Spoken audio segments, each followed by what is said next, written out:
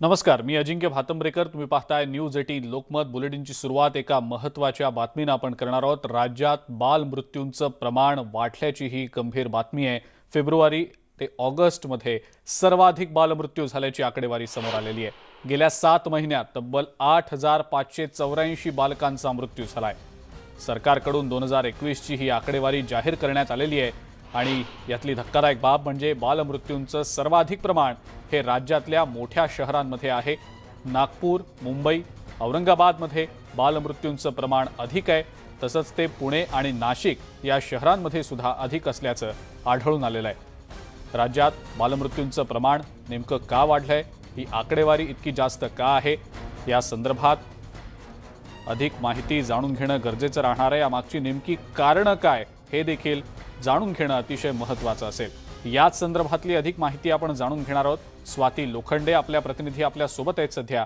स्वाती, धक्कादायक वास्तव उघडकीला आलेलं आहे. बालमृत्यूंचं प्रमाण वाढलंय आणि त्यात आणखी धक्कादायक बाब म्हणजे राज्यातल्या मोठ्या शहरांमध्ये बालमृत्यूंचं प्रमाण हे अधिक असल्याचं आढळून आलेलं आहे. काय नेमकी यामागची कारणं सांगितली जात आहेत स्वाती? सविस्तर याबद्दल काय सांगता येईल? अवघ्या 7 महिन्यांच्या कालावधीचा आपण विचार केला, फेब्रुवारी ते ऑगस्ट 2021, तर अवघ्या 7 महिन्यांच्या कालावधीमध्ये 8,500 मुलं इतक्या बालमृत्यू झालेले आहेत. आणि हे बालमृत्यू म्हणजे 0 ते 5 वयोगटातील, ज्याच्यामध्ये करोनाचं इन्फेक्शन किंवा करोना होण्याचं प्रमाण अत्यंत नगण्य होतं किंवा करोनामुळे त्रास होण्याचं मुलांना प्रमाण कमी असताना इतका मोठा मृत्यू झालेला आहे. विशेष म्हणजे मुंबई शहर 792, औरंगाबाद 587, पुणे 422, नाशिक 417 आणि नागपूरमध्ये सर्वाधिक म्हणजे 7 महिन्यांच्या कालावधीमध्ये 923 मृत्यू एकट्या नागपुरात झालेले आहेत. आणि ही आकडेवारी विचार करायला लावणारी आहे. आपल्या सगळ्यांनाच माहिती आहे की करोनाच्या काळामध्ये एकूणच दुर्लक्ष झालं होतं. स्तनदा माता असतील, गर्भवती माता असतील, बालक असतील, पण सरकारचं म्हणणं मात्र आहे की असं काही झालं नव्हतं. मग हा मृत्यूचा आकडा कसा वाढला? त्यामुळे मुळातच हा प्रश्न ज्यांनी विचारलेला आहे सुधीर मुनगंटीवार, आपण थेट सुधीरजी यांच्याकडे जाऊया आणि त्यांच्याकडे जाणून घेऊया की सरकारनं जी आकडेवारी दिलेली आहे किंवा तुम्ही जो प्रश्न विचारला 8,500 मृत्यू, विचार करायला लावणारी गोष्ट आहे. विचारच नव्हे तर मनाला सुन्न करणारी घटना आहे. तुम्ही विचार करू शकता की महाराष्ट्राला आपण एक प्रगत राज्य म्हणतो, पण दुर्दैवाने परवाच्या अहवालामध्ये देशात सर्वात जास्त कुपोषण होणाऱ्या राज्यांमध्ये महाराष्ट्र आहे. आज या राज्यामध्ये 17.5% जास्त कुटुंब हे गरीब आहेत, ज्यांना रोजच्या 2 वेळच्या जेवणाची ददात आहे. सरकारची जबाबदारी आहे की दवाखान्यामध्ये उत्तम व्यवस्था करणे. मी माझ्या चंद्रपूरच्या दवाखान्याचं उदाहरण देतो. मी मधात माझ्याकडे तक्रार आली म्हणून आमच्या काही कार्यकर्त्यांना पाठवलं. कोरोनाच्या याच्यामध्ये नियोजन चुकलं. कोरोनासाठी तुम्ही बेड आरक्षित केले, पण इतर आजारासाठी किंवा इतर इलाजासाठी मग पर्याय उभा नाही केला. अगदी सर, याच्यावरच मला प्रश्न विचारायचा की सरकार असं म्हणतं की करोना काळामध्ये या सगळ्या आजारांकडे किंवा स्तनदा माता असतील, गर्भवती माता असतील, कुपोषित बालकं असतील, आजारी बालकं असतील, यांच्याकडे दुर्लक्ष झालं नाही. मग हे मृत्यू कसं झाले हा प्रश्न पडत नाही? हा प्रश्न काय, या 8,584 मृत्यू 7 महिन्यात झाले, यासाठी आता कोणाच्या पुराव्याची आवश्यकता नाही आहे. हे मृत्यूच उदासीन आणि दुर्लक्ष केल्याच्या भूमिकेतून झाले आहे. सरकारने उपाययोजना केली नाही. कोरोनाची लढाई लढत असताना जसं एखाद्या बगीच्यात 100 झाडं आहे, एका झाडाला पाणी टाकलं 99 सुकली. तुम्ही पाणी टाकलं हे खरं आहे, पण तुम्ही 100 झाडांना पाणी टाकलं नाही. तसंच या आजाराच्या किंवा वैश्विक महामारीमध्ये तुम्ही सुन्न झालात. अगदी. आणि जशी आपण आकडेवारी पाहतोय म्हणजे नागपूरमध्ये 923 इतकी बालकांचा मृत्यू आहे. मुंबई सारखे शहर ज्याच्यामध्ये एका हाकेच्या अंतरावर सगळी आरोग्य व्यवस्था उभी आहे, असं असताना मुंबई शहरात पण 792 जवळपास 800 मृत्यू. तर हे सगळं पाहता सरकारच्या एकूण कामकाजावर किंवा सरकारच्या एकूण बालकांच्या आरोग्य व्यवस्थेकडे पाहण्याचा दृष्टिकोन दिसतोय असं वाटत नाही? नाही, खरं तर सरकारचे मंत्री असेल किंवा आम्ही आमदार असू, आमच्यापैकी म्हणजे माझा जन्म हा सरकारी दवाखान्यात झाला, पण मला वाटत नाही की आमदार मंत्र्यांच्या कुटुंबातला कोणताही इलाज हा सरकारी दवाखान्यात लोक करत नाही. जो मजबूर आहे, जो गरीब आहे, जो उद्या एखाद्या खाजगी हॉस्पिटलमध्ये जाण्याची आर्थिक क्षमता नाही, तो तिथं जातो.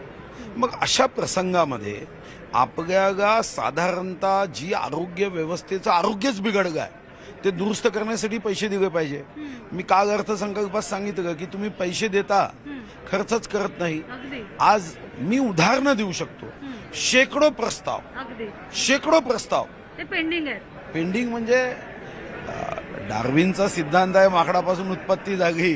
पण या फाईलचा प्रवास पाहिला तर डार्विन सुद्धा येऊन सांगेल की अजगरापासून आमची उत्पत्ती झाली. एवढी मंद सुस्त, आणि यातून डॉक्टरांची भरती नाही, हॉस्पिटलच्या प्रस्तावाला मान्यता नाही, औषधीचा खर्च नाही, आणि उदासीनता. कोण काय बिघडवणार आहे आमचं? कारण शेवटी सरकारी चुकीतून एखाद्याचा मृत्यू झाला तर त्याच्यावर काही शिक्षाच नाही. एक्झॅक्टली. तर आपण सुधीर मुनगंटीवार यांनी जो प्रश्न विचारला त्यानं या सरकारमधलं दाहक वास्तव आपल्या सगळ्यांसमोर आलेलं आहे. 8,500 मृत्यू अवघ्या 7 महिन्यात तर झालेच, पण मुंबई, पुणे, नागपूर सारख्या शहरांमध्ये सर्वाधिक मृत्यू झालेत. हे वास्तव आहे, ते नाकारता येत नाही किंवा त्याकडे दुर्लक्ष करता येत नाही. कोरोना काळामध्ये सरकारचं याकडे दुर्लक्ष झालं नाही असं सरकार जरी म्हणत असलं तरी हे मग झालं कशाने, हा तर प्रश्न आहे ज्याचं सरकारने खरं तर उत्तर दिलेलंच नाहीये. बिलकुल स्वाती, धन्यवाद. आपण ही जी माहिती दिली त्याबद्दल, आणि सोबतच सुधीर मुनगंटीवार यांची प्रतिक्रिया या सगळ्या संदर्भात आपण जाणून घेतली. अतिशय धक्कादायक अशी ही आकडेवारी समोर येताना दिसते, आणि या आकडेवारीवर आता कदाचित सरकारला धारेवर धरलं देखील जाऊ शकेल. नेमकं काय केलं जातं याबाबतीत, सरकार काही या संदर्भात तातडीनं उपाययोजना करतं का, हे देखील पाहणं महत्त्वाचं ठरणार आहे. पुढच्या बातमीकडे आता आपण वळूया. दिशा सालियन मृत्यू प्रकरणामध्ये राणे पिता पुत्रांना मोठा दिलासा मिळालाय. नारायण राणे आणि नितेश राणे या दोघांनाही दिंडोशी कोर्टानं अटकपूर्व जामीन मंजूर केलाय. राणे पिता पुत्रांना 15,000 रुपयांच्या जात मुचलक्यावर अटी शर्तींसह हा अटकपूर्व जामीन मंजूर केला गेलाय. दिशा सालियनच्या आईनं नारायण राणे आणि नितेश राणेंच्या विरोधात तक्रार केलेली होती. या तक्रारीच्या अनुषंगानं मालवणी पोलीस ठाण्यात राणे पिता पुत्रांवर गुन्हा दाखल झालेला होता. काही दिवसांपूर्वीच मालवणी पोलीस ठाण्यात या दोघांची तब्बल 9 तास चौकशी झालेली होती, आणि यानंतर राणे पिता पुत्रांनी अटकपूर्व जामिनासाठी अर्ज केलेला होता.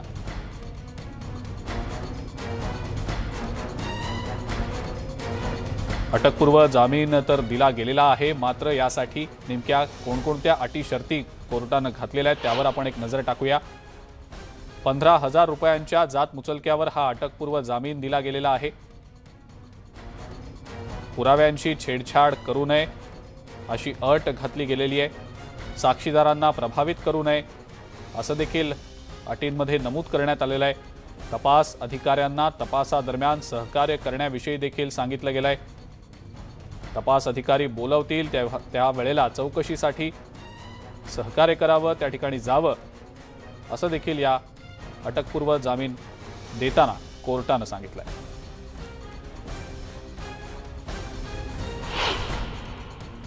विकास आघाडी सरकारने जो काही षडयंत्र आमच्या विरुद्ध रचलं, जो काही दबाव टाकण्याचा प्रयत्न केला, दिशा सालियन यांच्या आईवडिलांवर जो काही दबाव आणण्याचा प्रयत्न केला असं आम्ही ऐकतोय.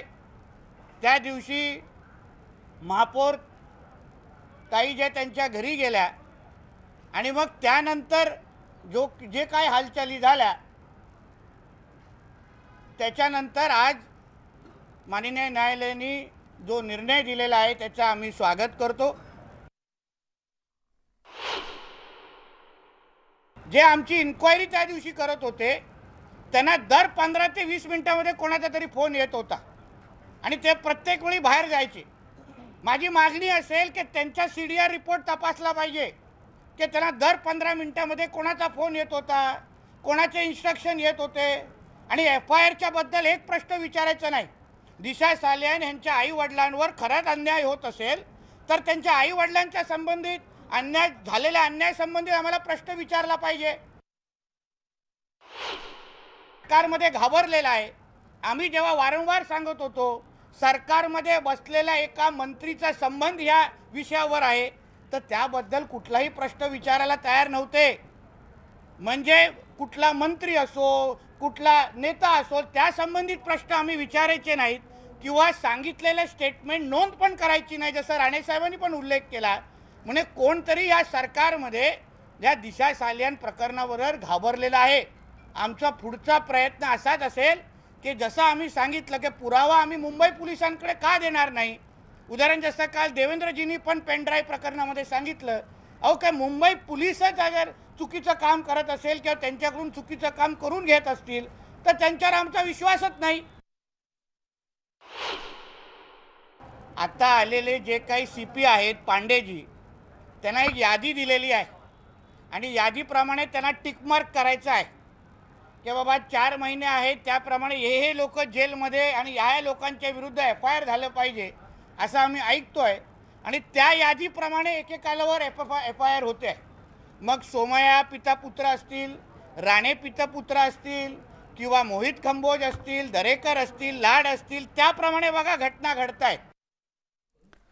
संतोष परब हल्ला प्रकरणी सुद्धा पोलिसांनी राणेंवर कारवाई सुरू करावी अशी मागणी शिवसेनेचे आमदार वैभव नाईक यांनी केलेली आहे. संतोष परब नावाच्या शिवसैनिकावर सुद्धा गुन्हा नोंद त्यांच्यावर जेव्हा हल्ला झाला तेव्हा याच नितेश राणेंवर या ठिकाणी त्यांच्या सूत्रधार म्हणून पोलिसांनी या ठिकाणी अटक केलेली होती. त्यांना जामीन जरी कोर्टाने मिळाला तरी तो अटक शर्ती टाकून मिळालेला आहे. त्यामुळे जरी ते कोणावर आरोप करत असतील, जरी धमकावण्याचा प्रकार असेल तरी यापुढच्या काळामध्ये सुद्धा पोलिसांनी जर योग्य असेल तर कारवाई करावी अशी आमची भूमिका सुद्धा यापुढच्या काळामध्ये राहील. भाजपचे आमदार गोपीचंद पडळकर यांनी आज विधान भवन परिसरात मल्हारराव होळकरांची जयंती साजरी केली. यावेळेला पडळकर यांनी महाविकास आघाडी सरकारवर निशाणा साधत हे काका पुतण्या धार्जिणं सरकार असल्याची टीका केली आहे. या सरकारनं बहुजनांवर अन्याय केल्याचा आरोप सुद्धा पडळकर यांनी केलेला आहे. त्यांच्यासोबत संवाद साधलाय आमचे प्रतिनिधी तुषार रुपनवर यांनी. गोपीचंद पडळकर हातामध्ये आपल्याला या ठिकाणी एक पताका आणि फेटा लावून आलेले आहेत. काय सांगाल तुम्ही, काय तुमची मागणी आहे? आज मल्हारराव होळकरांची जयंती आहे. मोघलशाहीला टाचेखाली चिरडणारे, हिंदवी स्वराज्याची पताका ज्यांनी खांद्यावरती पेलली, हिंदवी स्वराज्याची ताकद अटकपासून कटकपर्यंत ज्यांनी पसरवली, अशा मल्हारराव होळकरांची आज जयंती आहे. जिथं नुसतं मल्हाराया मल्हाराया म्हटलं का भागो भागो म्हणायचे, मुघल सैनिकांची तारांबळ उडायची, अशा शूर वीराची आज जयंती आहे. आणि सरकार तर कधी साजरी करत नाही, सरकारला कधी करू वाटत नाही, कारण हे जातीवाद्यांचं सरकार आहे. नेहमी ह्यांना कधी वाटलं नाही की मल्हारराव होळकरांची जयंती साजरी करावी. इथं यशवंतराव होळकरांची ज्यांनी 25 वेळा सलग इंग्रजांना हरवलं त्यांची इथं जयंती पुण्यतिथी साजरी करावी. इंग्रजांच्या विरोधामध्ये लढणाऱ्या उमाजी नरवीर राजा नाईकांची जयंती इथं साजरी करावी कधी वाटत नाही, कारण हे प्रस्थापित अशा महापुरुषांचा संघर्षमय इतिहास पुढे येऊ देत नाहीत. मल्हाररावांचा इतिहास पुसण्याचं काम प्रस्थापितांच्या पायाशी बसणाऱ्या लेखकांनी केला. त्यांना कधी वाटलं नाही की मल्हाररावांचा इतिहास पुढे आणावा. अरे अटक कुठं आहे? तिथपर्यंत जाऊन लढाई करणारे हे होळकर, ज्या होळकरांनी देशाला इतकं मोठं योगदान दिलेलं आहे, अहिल्यादेवींचं योगदान तर जगप्रसिद्ध आहे, तरी तुम्हाला कधी वाटत नाही हा संघर्ष जर पुढे आला तर बहुजनाचा पोरगा जागा होईल, भटक्या विमुक्ताचा ओबीसीचा पोरगा जागा होईल, धनगराचा पोरगा जागा होईल, आणि मग तो त्याचा राजकीय हक्क मागायला पुढे येईल की आम्हाला काय मिळालं, आम्हाला तुम्ही हे दिलं नाही, शासनकर्ती जमात बनेल, ही भीती या प्रस्थापितांना वाटते. काका पुतण्या धार्जिण्या प्रस्थापितांच्या मनामध्ये ही भीती आहे. आणि म्हणून माझं आज आव्हान आहे महाराष्ट्रातल्या लोकांना, महाराष्ट्रातल्या तरुण तरण्या बांडपोरांना माझं आव्हान आहे, जर मुघलशाहीला मल्हारराव होळकर टाचेखाली चिरडत असतील तर ह्या काका पुतण्या प्रस्थापिताच्या व्यवस्थेला चिरडायला तुम्हाला वेळ लागणार नाही. तुम्ही जागा व्हा. जे आपल्या विरोधामध्ये नेहमी षडयंत्र करतात, जे नुसतं आपल्याकडून काका दादा साहेब भाऊ म्हणून घेतात आणि आपली जिल्हा परिषद पंचायत समितीवरती बोळवण करतात, आमदारकीला पुढे येऊ देत नाहीत, मंत्रिपदाला पुढे येऊ देत नाहीत, खासदारकीला लढू देत नाहीत, या विरोधामध्ये एकत्रित या, यांना पायाखाली घ्या आणि शासनकर्ती जमात बना. आज मल्हारराव होळकर यांच्या जयंतीच्या दिनानिमित्त तुम्हाला मी आवाहन करतोय, जो तुमच्या डोक्यामध्ये राजकीय न्यूनगंड बसलाय, हे आपलं काम नाही, हे मोठ्या लोकांचं काम आहे, हे प्रस्थापिताचं काम आहे, हे जे प्रस्थापित सरकारमध्ये बसले त्यांच्या पैपावण्यांचं काम आहे. हा न्यूनगंड बाजूला टाका, झुगारून द्या आणि ह्या व्यवस्थेच्या विरोधामध्ये लढा. जी व्यवस्था ओबीसीचं आरक्षण घालू पाहते, जी व्यवस्था महाज्योतीचं वाटोळ करू पाहते, महाज्योतीचं पानिपत करू पाहते, त्यांच्या विरोधामध्ये सुभेदार म्हणून खडे राहा. पुढची बातमी बघूया. आजपासून 12 ते 14 वयोगटातल्या मुलांचं लसीकरण देशभरात सुरू झालंय. मात्र राज्यात अनेक ठिकाणी लसीचा पुरवठा झालेला नसल्यानं लसीकरण सुरू झालेलं नसल्याचं समोर आलेलं होतं. नागपूरमध्ये लहान मुलांच्या कोविड लसीचा साठा पोहोचला नसल्यानं 12 ते 14 या वयोगटातल्या मुलांचं लसीकरण लांबणीवर पडलं. आज रात्री उशिरापर्यंत कॉर्बोवॅक्स या लसीचा साठा पोहोचला तर उद्या 12 ते 14 वयोगटातल्या मुलांचं लसीकरण सुरू होईल अशी माहिती पालिका प्रशासनानं दिलेली आहे. पुण्यातही लस नोंदणी ॲपचं अपग्रेडेशन सुरू असल्या कारणामुळे ऑनलाईन रजिस्ट्रेशनच होत नव्हतं. पुण्यात आजपासून 29 केंद्रांवर 12 ते 14 वयोगटातल्या मुलांना नवी लस दिली जाणार होती. तर जळगाव जिल्ह्यात सुद्धा लस उपलब्ध झालेली नसल्यानं लसीकरण सुरू झालेलं नाही. आज किंवा उद्या लस उपलब्ध झाल्यावर शुक्रवार किंवा शनिवारपासून 12 ते 14 या वयोगटातल्या बालकांचं लसीकरण सुरू होईल अशी माहिती प्रशासनाकडून दिली गेली.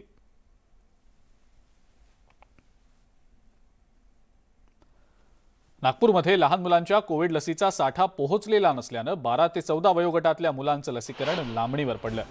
आज रात्री उशिरापर्यंत लसीचा साठा पोहोचला तर उद्या 12 ते 14 या वयोगटातल्या मुलांचं लसीकरण सुरू केलं जाऊ शकेल अशी माहिती पालिका प्रशासनानं दिलेली आहे.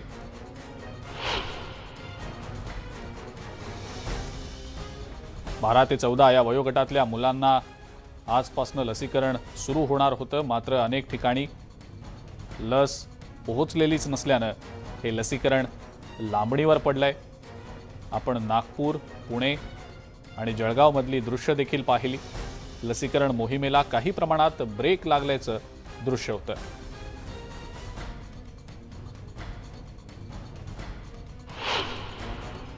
आजपासून 12 ते 14 या वयोगटातील मुलांचं लसीकरण होईल अशी केंद्र सरकारने घोषणा केली. मात्र नागपूरमध्ये या लसीचा साठाच पोहोचला नसल्यामुळे आता ही लसीकरण मोहीम एक दिवस लांबणीवर जाण्याची शक्यता आहे. कारण की आज तर लसीकरण होत नाही, त्यामुळे उद्या कदाचित सुरुवात होऊ शकते असं नागपूर महानगरपालिकेच्या अधिकाऱ्यांकडून सांगितलं जातं. कारण की 14 वयोगटातले जे मुलं आहे, 12 ते 14 वयोगटातील मुलं जे आहे त्यांना कोर्बोवॅक्स नावाचं जे व्हॅक्सिन द्यायचं आहे त्याचाच साठा नागपूर महानगरपालिकेपर्यंत आलेला नाही. त्यामुळे नागपूर महानगरपालिकेचं जे हे इंदिरा गांधी रुग्णालय या केंद्रावर आपल्याला सकाळला शुकशुकाट पाहायला मिळत आहे. अनेक पालकांना अशी अपेक्षा होती की आज राष्ट्रीय लसीकरण दिन आहे, त्यामुळे केंद्र सरकारने घोषणा केल्यामुळे आजपासून या लसीकरण मोहिमेला सुरुवात होईल. मात्र तसं होताना दिसत नसल्यामुळे आपण बघू शकतो की या लसीकरण केंद्रावर कशा प्रकारे शुकशुकाट पाहायला मिळत आहे. अजूनही पालिकेचे कर्मचारी असो किंवा डॉक्टर्स असो ते देखील आले नाही. महत्त्वाची गोष्ट की ज्या लोकांना लसीकरणाचा लाभ घ्यायचा होता ते देखील आले नाही, कारण की स्लॉटच बुक होत नव्हता. रात्री उशिरापर्यंत अनेक पालकांनी कोविन ॲपवर स्लॉट बुक करण्याचा प्रयत्न केला, मात्र तो स्लॉट बुक होत नसल्यामुळे नाईलाजास्त त्यांना आता वाट पाहावी लागत आहे. सध्या या केंद्रावर 15 ते 17 वयोगटातील मुलांचं लसीकरण होत आहे. 3 जानेवारीपासून ही लसीकरण मोहीम सुरू झालेली होती. या वयोगटामध्ये 61% मुलं अशी आहे ज्यांचा पहिला डोस झाला, तर 67% मुलं अशी आहे की ज्यांचा दुसरा डोस झालेला आहे. मात्र 12 ते 14 वयोगटातील जे मुलं आहेत त्यांना खूप अपेक्षा होती की आजपासनं या लसीकरण मोहिमेला सुरुवात होईल तर त्यांना देखील लसीकरणाच्या मोहिमेमध्ये सहभागी होता येईल. मात्र लसीचा साठा आला नसल्यामुळे आजची जी लसीकरणाची मोहीम आहे ती काहीशी लांबणीवर गेल्याचं नागपूरमध्ये पाहायला मिळत आहे. प्रशासनाने सांगितलं की आज रात्री उशिरापर्यंत साठा उपलब्ध होईल आणि त्यानंतर उद्यापासून ही मोहीम सुरू केली जाईल. एकूण साधारण 3,10,000 या वयोगटातील मुलं आहे जे ह्या लसीकरणासाठी पात्र होतात. शासनाने ज्यांचं जे वयोगट सांगितलेलं आहे ते वयोगट 1 जानेवारी 2008 ते 15 मार्च 2010 या वयोगटात हे मुलं पात्र असणार आहे. त्यामुळे अपेक्षा करूया की आज लसीचा साठा जर आला तर नागपूरमध्ये उद्यापासून ही लसीकरण मोहीम सुरू होईल. मात्र त्याबद्दल देखील अजूनही प्रश्नचिन्ह उपस्थित केले जात आहे. तुषार कोवडे, न्यूज 18 लोकमत, नागपूर. होळीची सध्या सगळीकडे लगबग सुरू आहे. कोरोना प्रतिबंधक निर्बंध काही प्रमाणात शिथिल जरी झालेले असले तरी देखील होळी आणि धुलीवंदनासाठी राज्य सरकारनं नवी नियमावली घोषित केलेली आहे. हे नियम पाळावेच लागतील, अन्यथा कायदेशीर कारवाई केली जाईल असे आदेश गृह मंत्रालयानं दिलेले आहेत. रात्री 10च्या आत होळी साजरी करावी, तसंच डीजे लावायला बंदी घालण्यात आलेली आहे. डीजे लावल्यास कायदेशीर बंदी घातली गेलेली आहे. होळी साजरी करताना मद्यपान आणि बीभत्स वर्तन केल्यास देखील कारवाई केली जाईल.